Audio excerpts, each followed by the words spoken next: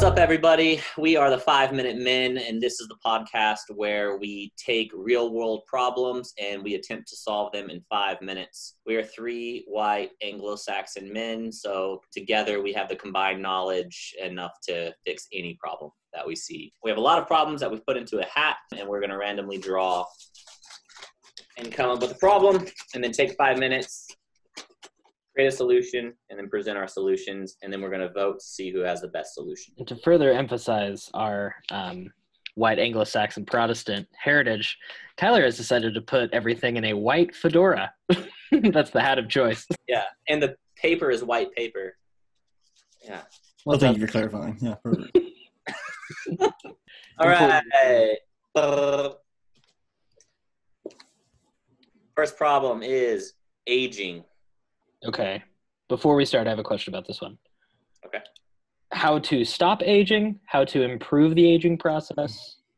What are we trying to solve regarding aging? Should we just make it specific, or everybody come up with their own different angle? Maybe it's part of the angle thing, yeah. Yeah, cool. Let's do that. Yeah, All right. I like that. Hey, Siri, set a timer for 5 minutes.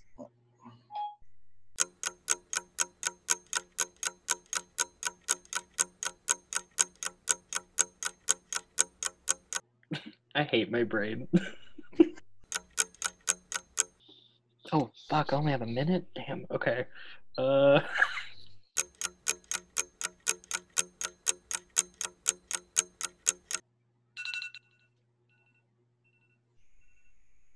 right. It's time.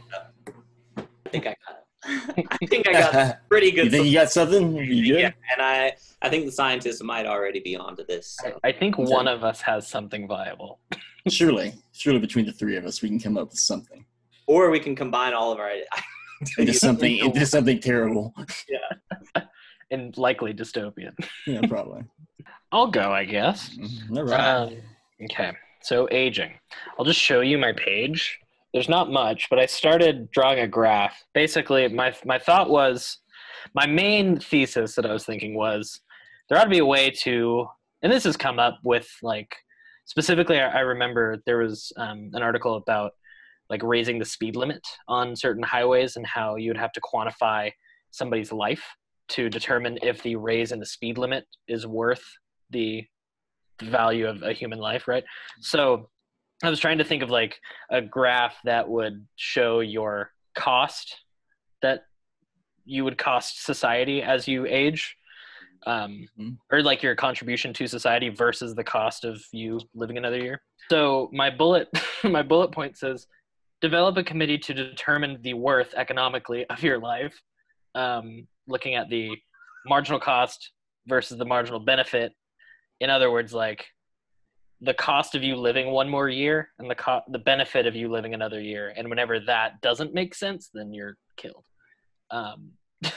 Which is really sad and scary to think about. You don't want to, like, make people live forever. You want to determine what's the cutoff age when you're too old and you're costing society too much that we just right. Yeah. Yeah. See, and then even then, I feel like you could make the case that there's some really impactful old people. And there's some really useless young people, right? So, like, you keep, like you have, like, some older, like, the people that are still old. I mean, if you are old, you're like, God, he must be, like, doing something important if he's still old, exactly. You know? Like, damn. He's, like, making a case for himself for the committee to approve him another year to live, right? If you're a famous football player, like, start to, like, stumble on the field, you're like, uh-oh. Exactly. It's like when a horse breaks their leg. It's like, well, he's fucking useless. So. Well, if he got Alzheimer's, so he's probably not going to be approved another year. Take it to the committee. Who runs this committee? That was my blind spot. I don't really know. I would assume that was your blind spot. That was. Yeah, I'm not sure. It's not a perfect plan, Tyler. We only had 5 minutes. 5 minutes. Yeah, let me get you a list of names, bud. Yeah. Would it be George W. Bush, Netanyahu? I don't know. Naturally, that's what would happen, though, with time, is that you'd have this committee would eventually get rigged in some form or fashion where right. You'd have, like, if you were old, you would be either useful or you'd be pretty rich or powerful in some form or fashion. Right. And, like, there would have to be a way for the interest of the committee to be swayed, right? Like you could play into their hand if you know, like. So like former presidents would probably get to live forever. So that was my main thought, and then I realized how little time I had. So I kind of started writing down joke answers. The committee's my main one, though. I'll stick with that, and I'll defend Like that. that. The other one is reopen the hunt for the Fountain of Youth. try to find that again. I'm for it. A Hunger Games style free for all for population control reasons. Like when you're 50 or something, you gotta fight to the death to see who lives. Or the ideal scenario where there's just like a medicine that fixes everything and nobody dies. All right, that's good. I'm going with Hunger Games. Winner gets another 5 years, right? Ooh, I like that where you not just get to live, but you have to re-up every. Interesting. Okay, so yeah. you're valued not just to live longer, but you're valued at 5 more years, 10 more years, 11 more. So you can kind of mix those, the Hunger Games situation and the committee idea, where that's like a yearly event they put on. Sure, that could be like, you could either enter the games or you could do this committee thing. Right, like write a proposal, appear in front of the committee.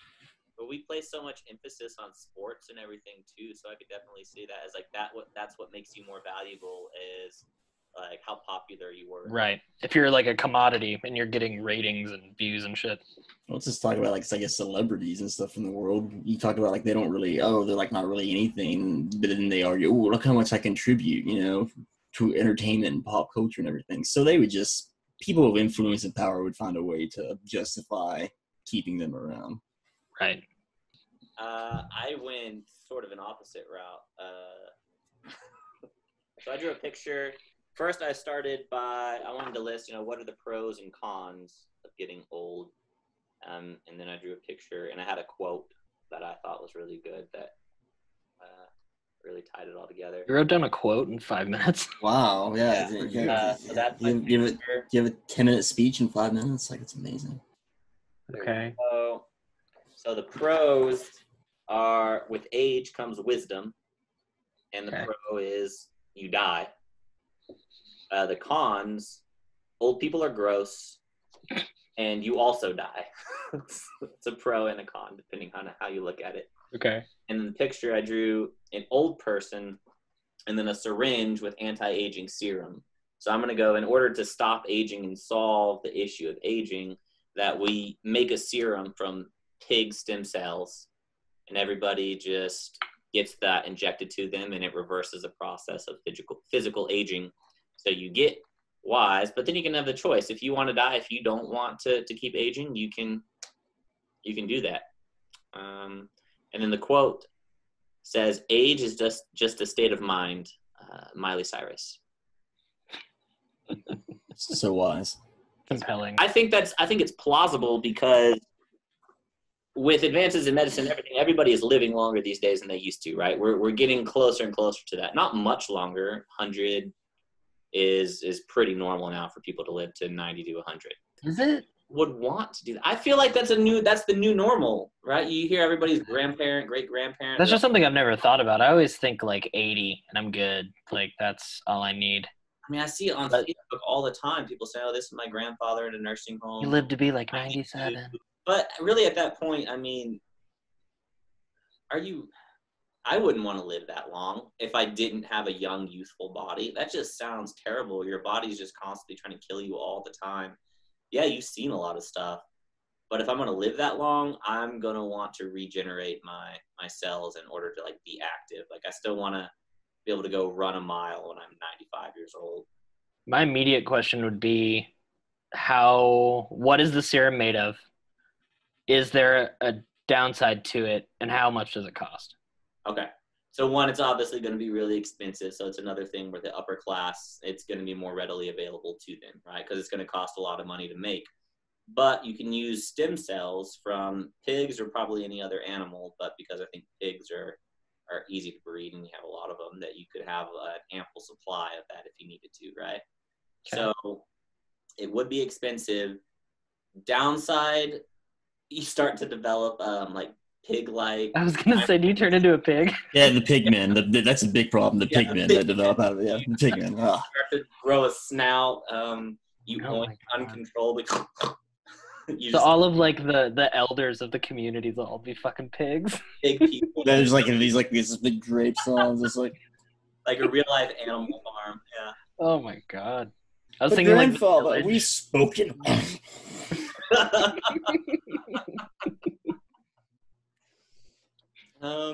Fill my trough, young one. Yeah, all Oh my god. joking aside, I don't want to live past 70. That just sounds. Now, you don't want to live past 70 because you don't want to live with the health problems of being old, or you don't want to. No. Is that really? No, I don't want to live with That's health it though. Yeah. If you don't have the health problems of being old, No, I'm not gonna Okay, like take it. Aiden was saying. I'm not gonna contribute anything to society at that point. So like my value is gonna drop because I'm not gonna want to do anything. Without the serum, just how we exist now, I don't want Right. to live past 70. If someone had a serum like that, hell yeah, Right. Okay. I would want to do it to keep living. Gotcha. man, how expensive is too expensive? One injection, say it lasts. Or let's just say like, yeah, you get one 2 injection and years. you're done. Like you're fixed. What does that one injection Cost cost? a Subaru Outback. Like a new Good. Super Outback. That's the Yeah. car. Fuck. Yeah, and you could finance it, so you could get like a 5-year term. even Instead though of getting a credit card, you get your. Oh my serum. god. So you would get mail probably just like you do for your cars. Like they come out with new updates for the serum, right? And they'll send you the mail. Hey, you can refinance your stem cell injection and get another term for 5 more years and keep You just it new. You've just created the new working class. It's like all these people like you are in debt because they got anti-aging serum and they have to work for like Right. 200 years to work it Create off. You know, like, it's just like this whole Dying thing. off too young. We need to keep them living in order to keep working for us. It's not so and they'll advertise it as, oh, live more life, experience more life, but it's really just so you can keep making their products and dishing it out so they can keep making more. Because you'll have naturally of people who's like, yeah, I don't want to have fucking kids or a legacy. Fuck all that. I want to keep doing my thing forever. And so Yeah. just, yeah. Yeah, I only got another 50 more years to retirement, and I'm 74. Yeah, I'm 74, but by the time I have to pay that, I'll be able to re-up and get my credit for another 50 years. Yeah. I'm gonna live forever. I'm gonna work forever, but I'm gonna live forever. Yeah. And we're creating a capitalistic hellscape. Yeah, basically. I mean, it's just like all these Labor fucking people. exploitation. How long have you been with the company, Jeremy? I've 85 been years. here 300 years. This is my nightmare now. I've created something. Yeah, right. That's so bad. Wouldn't it be great if we could make the products or the inputs of production and manufacturing never end and not give a fuck about ethics? Good idea. They should start saving up Can early. I make an amendment to my You're allowed, yeah. Yes. thing? Okay, we don't get the stem cells from pigs. We get them from children, like babies. Okay. So we need more babies, and we just draw the life from them and inject it with ourselves. So it's also Well, like, you don't need to kill somebody to take their stem cells. Yeah, every anime I've ever seen, you have to take a life to save a life every time. It's If we know- equal exchange. you have to take someone's soul in order to keep Yeah, somebody's soul, right? Like there's soul exchange involved, right? Like, King Song type of thing. All right, Cutter, you're up. God, mine is so lighthearted here. This. All right, so Be nice I'll- to people. yes. So I guess when we talk about ageism, I guess the thing is, what are the problems with ageism? And obviously, I think that goes on, like, you talk about we fear death and we fear, like the health problems that come with it and such. So I think basically improve our roles and relationships with elderly people. Because before we solve ageism and live to be 200, 300 years old and all that, we're still going to die and we're still going to inevitably get old. So we just need to improve our kind of the elderly's roles in society. So I was thinking like maybe salt mines or something like that. No, we could do like basically like, so obviously technology's made people, they can live longer, and we get to this point now where we're just like you're just destined to go be in a nursing home because everyone is like 30 years behind and everyone you were friends with is dead, and it just like that just sucks. And so I guess to put a foundation for elderly people's roles in society to like enable them to do more. Okay. I don't know. I feel like some other cultures, they value their elderly so much more. Like with their, like they use them, and like as far as like in society and publicly, they're kind of more esteemed. So maybe creating that, and maybe that kind of creates a sense of purpose for elderly people to kind of go to, especially like when you're old and stuff, because you kind of something to do when you're older and you don't fear it as much. Changing our philosophy with death is as far as, you know, we're always going to age, die, and grow old, and so maybe even to like a cultural standpoint of just being able to accept death. I still think it's something that we're so divided by religion and by different cultures and stuff, and what death is. It's such a big part of of life and everything, that there's some kind of universal message of death that we were like, you know, we're okay with it, moving on. Kind of gets you over, like, just getting older. And Right. I totally feel that. I would love for there to be a switch in the fear of death culturally. I've thought about that. That's a great point. Yeah. Because I feel like we were talking about being, you know, contributing members of society throughout pretty much this whole thing. Yeah. That's a scary thing to let go whenever you've done it your whole life, right? So Absolutely. I mean, that's a scary thing when you're just stuck in a nursing home and your body's dead. Right. To be that person in a nursing home when your identity is so closely tied to, like you said, that working life, and to feel like you don't have a sense of purpose anymore is sad.